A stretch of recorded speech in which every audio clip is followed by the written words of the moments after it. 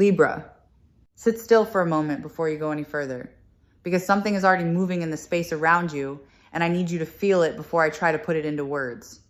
There is a pull happening right now, faint but insistent, the way a room changes when someone walks into it behind you and you haven't turned around yet. You know that feeling. The air shifts. Your attention lifts on its own. That is what is happening in the unseen part of your life at this exact moment. And the reason you found your way to this reading is that some quiet part of you already sensed it and came looking for confirmation. You've arrived at precisely the right moment. And here at Sarah Angel Tarot, that kind of timing is never an accident. Let me tell you what I'm feeling as I settle into this. Because I want you to come with me slowly rather than have me announce conclusions you have no reason to trust yet. The first thing that reaches me is not a face or a name. It's a weight. Somewhere out there, a person is carrying something heavy in their chest, and they have been carrying it for far longer than they would ever admit out loud. It sits just behind the breastbone. That particular kind of heaviness that comes from words swallowed too many times. And the strange, beautiful thing I want you to understand is that this weight has your shape. It is not a vague regret about life in general. It is specific. It is about you. Now watch how this unfolds, because it doesn't arrive all at once. What I'm sensing is a person in the middle of a very ordinary evening.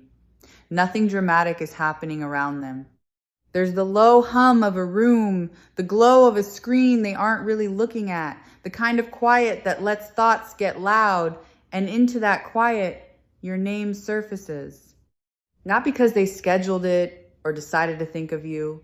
It simply rises the way certain memories rise when a person finally has nothing left to distract them. This is the moment before a moment.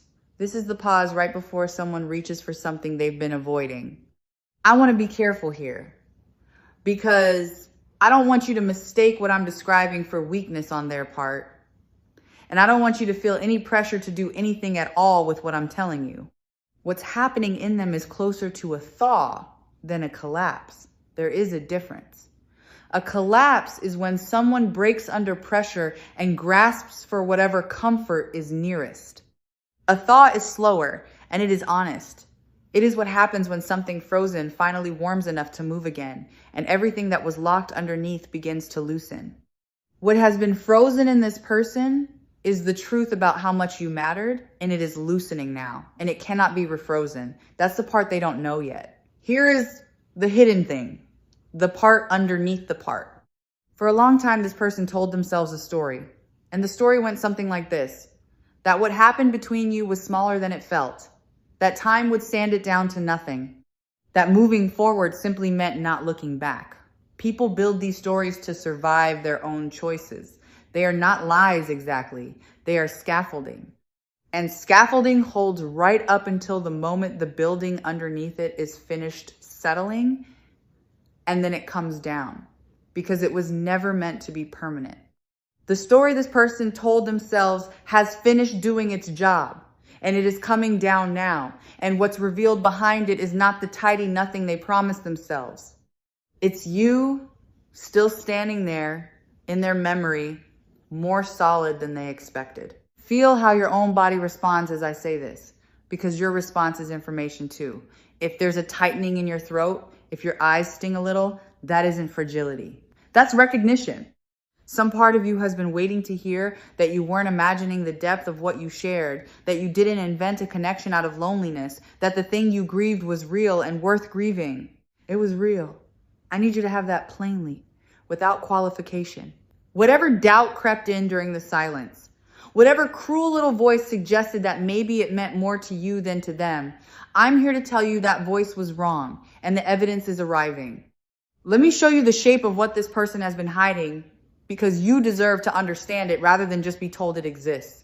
There were things they felt in real time and never named.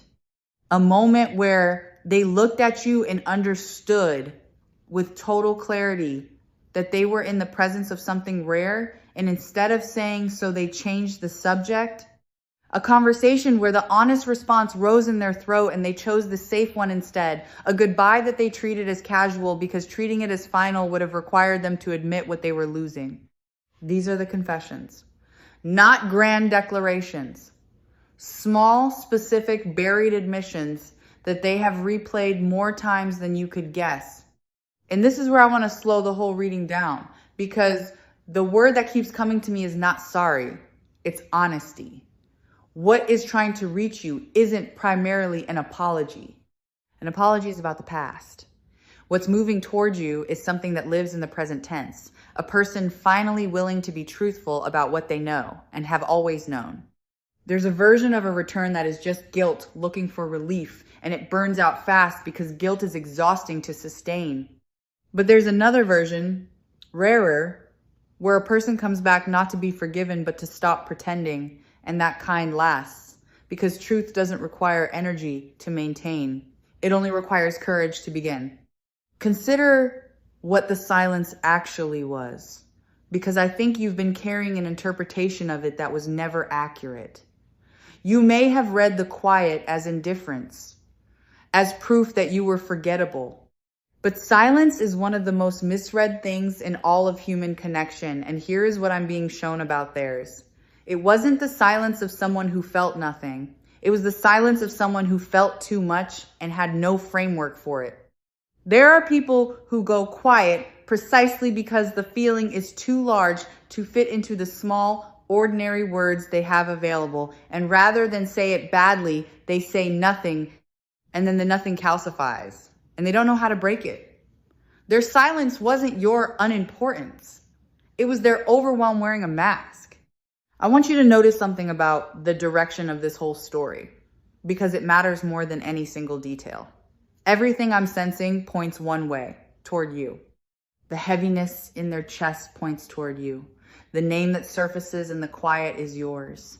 The confessions they've rehearsed are addressed to you. In a life full of scattered attention and 100 competing concerns, their focus has been quietly, persistently narrowing to a single point, and you are that point. You didn't have to fight for this. You didn't have to perform or convince or plead. It simply became true on its own, the way water finds its level, because some connections are not decisions. They are facts, and facts assert themselves eventually. There's a texture to what's coming that I want to prepare you for, because it may not look the way the movies taught you reconciliation looks. It might not begin with a sweeping speech. It might begin with something so small you almost miss it. A message that seems to have no real purpose. A question about something trivial that is clearly just an excuse to open a door. A reference to a memory you shared, dropped casually, watching to see if you'll pick it up. This is how frightened, hopeful people knock, gently, deniably, leaving themselves an exit in case the door doesn't open.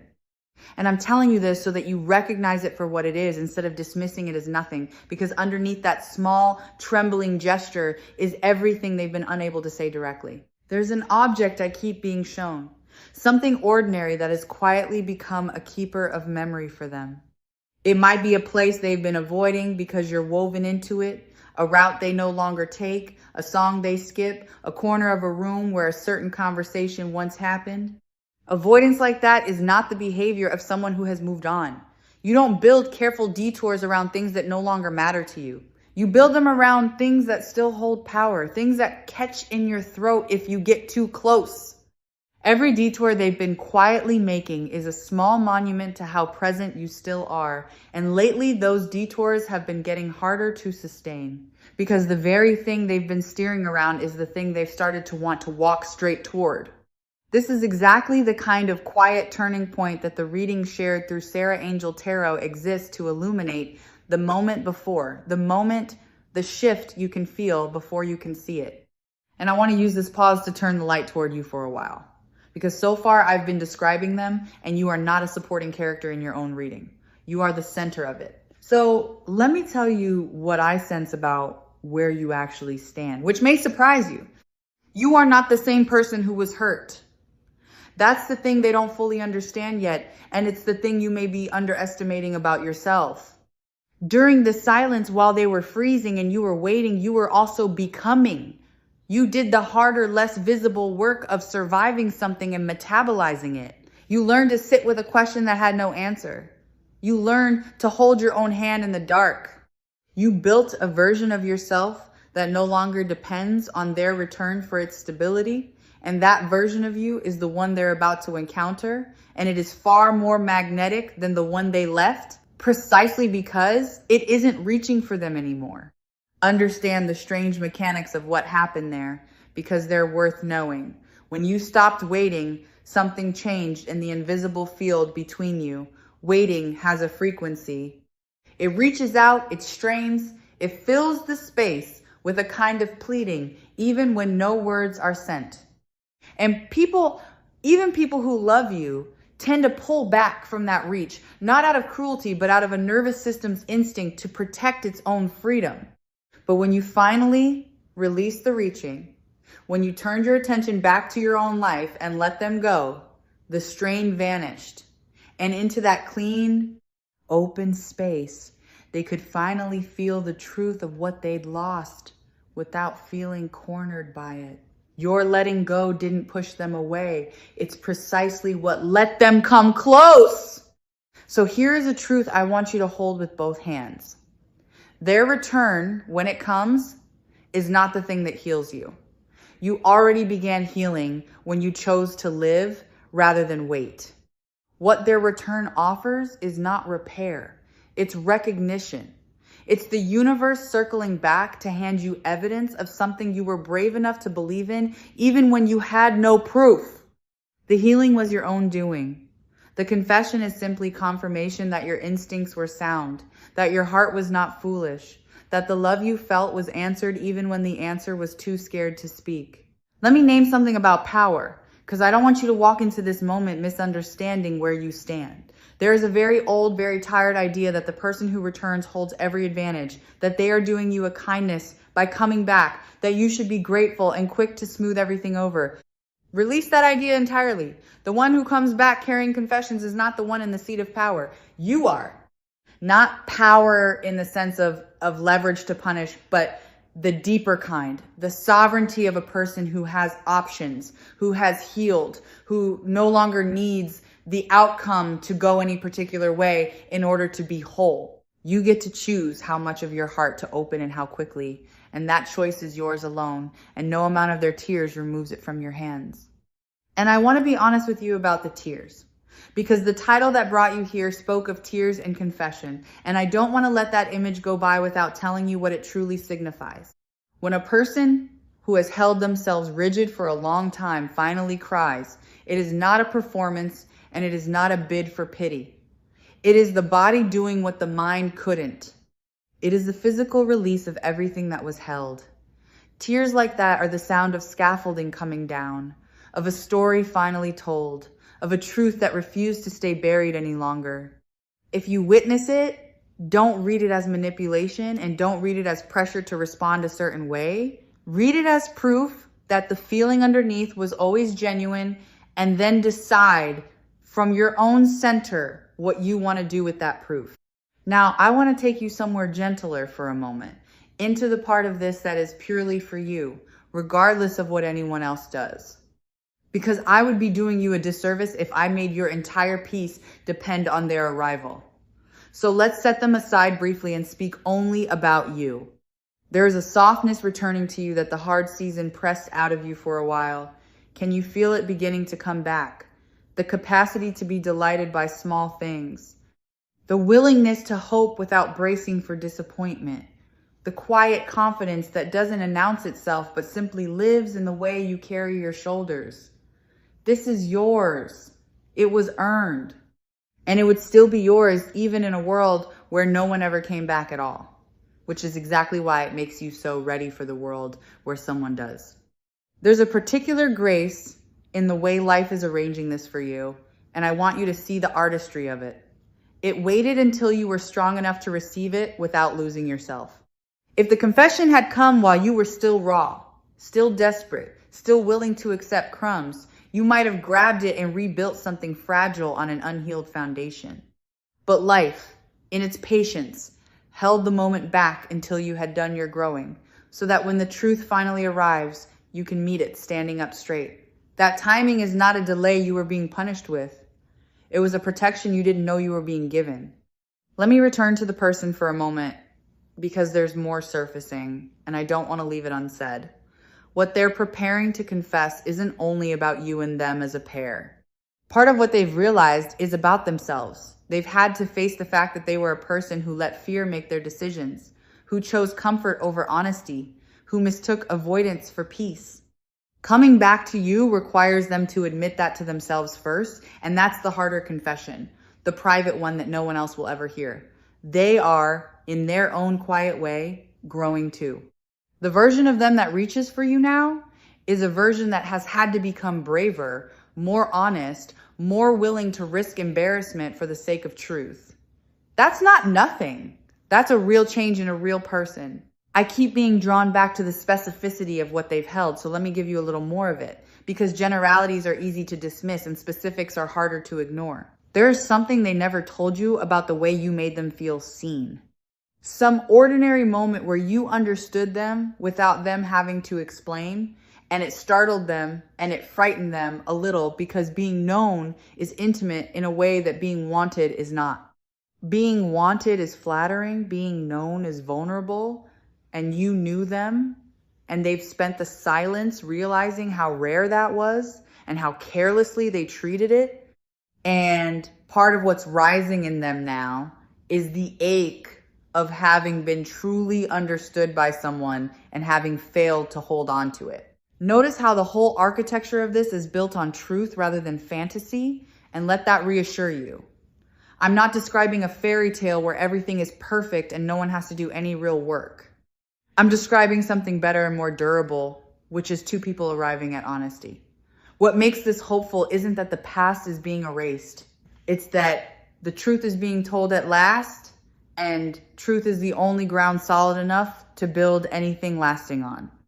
Whatever you choose to build or not build, you'll be doing it on real ground now, with the facts finally on the table, and that is an enormous gift compared to the fog of not knowing that you've been living in.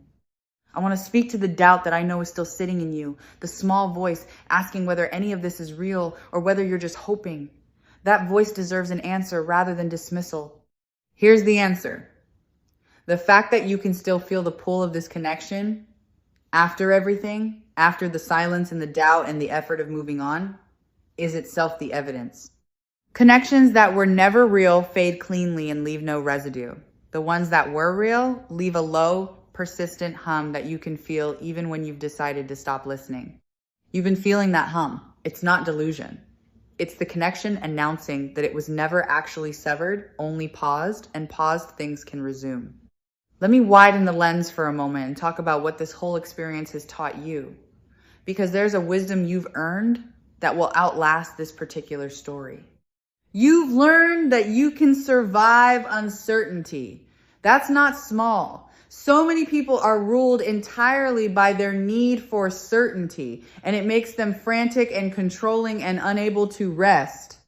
But you sat in the not knowing for a long stretch, and you didn't shatter. You found a way to keep living inside an open question. That capacity is now permanently yours, and it will serve you in every future situation where life asks you to be patient without guarantees. This connection didn't just break your heart, it expanded your capacity, and an expanded heart holds more of everything, including joy. There's something I want to say about forgiveness, because the title carries that word and I don't want to leave it hollow. Forgiveness is one of the most misunderstood movements of the human heart. People think it means saying that what happened was acceptable, or that they're obligated to let someone back in, or that they have to pretend they weren't hurt. It means none of those things. Forgiveness is simply the moment you stop letting the injury run your life. It's for you, not for them.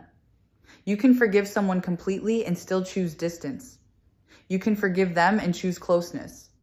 The forgiveness and the choice are two separate things, and you hold both, and no one gets to rush either one.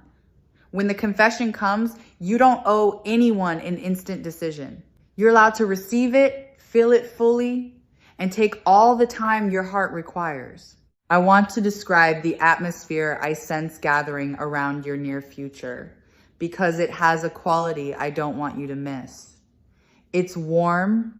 There's a lightness coming that you haven't felt in a while. the kind that shows up not as fireworks, but as an easing, a sense that a long-held breath is finally being let out. Things that felt stuck are loosening, not just in this one relationship, but in the general weather of your life, as though the resolution of this held question frees up energy that was tied down and lets it flow into other rooms. When one significant knot in a person's life comes untied, the whole rope relaxes. You may find that as this clears, other things you didn't even connect to it begin to move too. Something else is shifting that has nothing to do with them and everything to do with the way you move through the world now. The people around you can feel it, even the ones who know nothing about the story. There's a lightness returning to your presence that others respond to without quite understanding why. A sense that you've found your way back to yourself. And this matters for what's approaching, because the person returning to you will not be meeting the guarded, brace for impact version they might have imagined. They'll be meeting someone who has visibly flourished in their absence, and there is nothing more disarming, nothing that speaks louder than a person who healed on their own. Your wholeness will say more in a single, unhurried glance than any speech could, and it will quietly set the tone for everything that follows. The gentlest guidance always circles back to exactly this, helping you trust the quiet signals your own intuition was already sending before anyone confirmed them out loud. And speaking of intuition, I want to honor yours directly because it has been more accurate than you've given it credit for. Every time you sensed that it wasn't really over, you were right. Every time you felt them think of you across the distance and then talked yourself out of believing it, your first instinct was the true one, and the talking out of it was the fear. Learn this lesson well, because it's one of the most valuable things you can take from all of this. Your intuition is not fooling you. It's the doubt that fools you. When the two disagree, the quiet knowing is almost always the truthful one. Let me offer you something practical to hold, not instructions exactly, but a posture.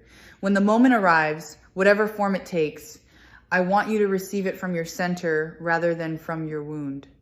The wound wants to react instantly, to either fling the door open in relief or slam it shut in self-protection. Both of those are the wound talking. Your center is quieter.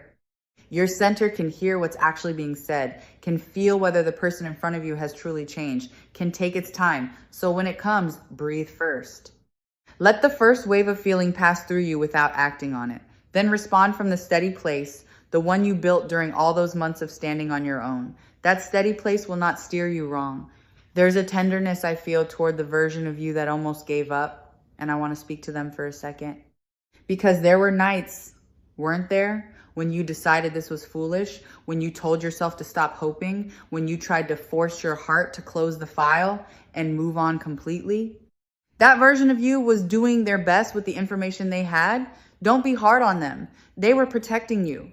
But they were also, without knowing it, keeping a small flame lit in a back room, refusing to fully extinguish something they couldn't quite believe was meant to end.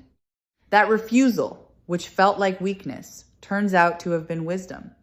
The part of you that couldn't let go entirely was in contact with the truth your rational mind couldn't access. I want to talk about trust, because it's going to matter in whatever comes next. Not blind trust, which is just recklessness wearing an optimistic face, but earned trust, the kind that gets rebuilt slowly through consistent action over time. If you choose to let this person back towards you in any capacity, you don't have to hand them the trust they had before as though nothing happened. Trust is a currency that gets spent and must be re-earned, and there's no shame in asking someone to earn it. In fact, the willingness to let it be rebuilt slowly is one of the healthiest things you can bring to a second chapter. The people worth reconnecting with are the ones who understand that and don't resent the process. Watch for whether they honor the pace your heart needs, because that will tell you almost everything. Here's a subtle thing I want to name about worth, because it sits underneath this entire situation. Somewhere along the way, you may have absorbed the idea that if you had been enough, they never would have gone quiet in the first place. Pull that belief out and look at it in the light, because it's false all the way through. Their silence was never a measurement of your worth. It was a measurement of their capacity in that season, and capacity and worth are entirely different things. A person can fail to hold something precious Not because it isn't precious, but because their hands weren't ready. Your value was never on trial. It was constant the entire time, whether they could perceive it or not, and it remains constant now, independent of what anyone chooses to do about it. Let me draw your attention to how much choice you actually have here, because I don't want you to slip into feeling that this is all happening to you. You are not a passive recipient of someone else's change of heart. You are an active author of what comes next. Every path is genuinely open. You could welcome them and build something new and wiser. You could take it slow and watch and decide as you go. You could receive the confession, feel the completion it offers, and still choose to walk a separate road with a peaceful heart. Not one of those choices is wrong. They're all available and they're all yours. And the point of this reading is not to push you toward any of them, but to make sure you know that the power to choose is fully, unquestionably in your hands. I want to sit with the idea of completion for a moment, because even in the best possible reconciliation, something is being completed, and completion is its own kind of gift. For a long time, you had a wound with a missing piece, an unanswered question at its center, and unanswered questions keep wounds from closing. The confession, whatever else it does or doesn't lead to, answers the question. It closes the loop. It hands you the missing piece. And even if you decided to do nothing else with it, that completion alone would let a part of you finally rest that has been unable to rest for a long time. There is peace waiting in the simple act of finally knowing, and that peace belongs to you no matter what road you choose afterward. Feel how different this is from the desperate hoping you may have done in the harder days. Back then, a return would have meant rescue. Now it means something cleaner. It means recognition between two people who see each other honestly, one of whom has grown enough to tell the truth and one of whom has grown enough to receive it without losing herself. That's not a rescue. That's a meeting of equals. And a meeting of equals is the only foundation on which anything worth having has ever been built. You're not being saved. You're being met. And being met is what you actually wanted all along. Underneath the wanting to be saved that the pain temporarily disguised it as. I want to acknowledge the courage it takes to even hope after being disappointed, because you're doing that right now simply by listening to this and letting it in. Hope is not naive. Naivety is hoping while ignoring reality. What you're doing is braver than that. You're hoping with your eyes open, holding both the possibility that this is real and the knowledge that you'll be all right regardless. That's the most mature form of hope there is, and it's a sign of exactly how far you've come. The old you hoped in order to escape the present. This you hopes from a place of fullness, as an addition to a life that's already stable. That shift alone is worth more than any single outcome. There's a quiet certainty settling over me as this reading deepens, and it's this: the truth is going to come out. Whatever fear has been keeping this person's confession locked away is losing its grip, and honesty is going to win, because honesty always eventually wins when the feeling underneath is strong enough. What has been unspoken is not going to stay unspoken. The thaw I described at the beginning has passed the point where it could refreeze. Something true is going to be said out loud, and you are going to hear it. And the version of reality where you wondered forever whether it was real is not the version you're living in. You're living in the one where it gets confirmed. And here's a small thing about how the truth will sound when it comes, so that you can recognize it for what it is. It probably won't be poetic. People who have silently rehearsed a confession 100 times often deliver it plainly when the moment finally arrives, almost clumsily, the polished version abandoned in favor of something simpler and more true. Don't wait for eloquence. The realest confessions are frequently the least graceful, because grace requires distance, and this will have none. If what reaches you sounds a little bare, a little unrehearsed, despite all the private rehearsing, take that as one of the surest signs that it's genuine. Rehearsed lies come out smooth. It's the truth that stumbles, because the truth is nervous about whether it will be received. Let me speak to what happens inside you when it does. because I want you to be ready to honor your own reaction. You might feel joy, and you're allowed to feel it without guilt or hesitation. You might feel a wave of old anger surface alongside the relief, and that's allowed too, because anger and love aren't opposites and both can be present at once. You might feel a strange calm, an almost anticlimactic quiet, as though a part of you always knew and is simply nodding at the arrival of the expected. Whatever comes, let it come. Don't perform the reaction you think you're supposed to have. Your real reaction, whatever it is the honest one, and honesty is what this whole moment is made of. Meet their truth with your own. I want to remind you of something about time that this experience has been teaching you, because it reframes the whole difficult stretch you've been through. The silence felt like time being wasted, like a long, empty corridor you were forced to walk for no reason. But nothing was wasted. That corridor was where you built the self that can now handle this well. Every quiet, lonely, seemingly pointless stretch of it was doing invisible work, forging the steadiness you're about to draw on. If any of it had been shorter, you might not be as ready as you are. Time you thought was being stolen from you was actually being invested in you, and you're about to see the return on that investment. There's a beauty in the symmetry of this that I hope you can appreciate, even in the middle of feeling it. You were the one who kept the connection's true value in your heart, even when it cost you. And now the confirmation arrives that you were right to. The one who forgot is remembering. The one who doubted is being shown proof. The scales, which have felt so unbalanced for so long, are quietly leveling.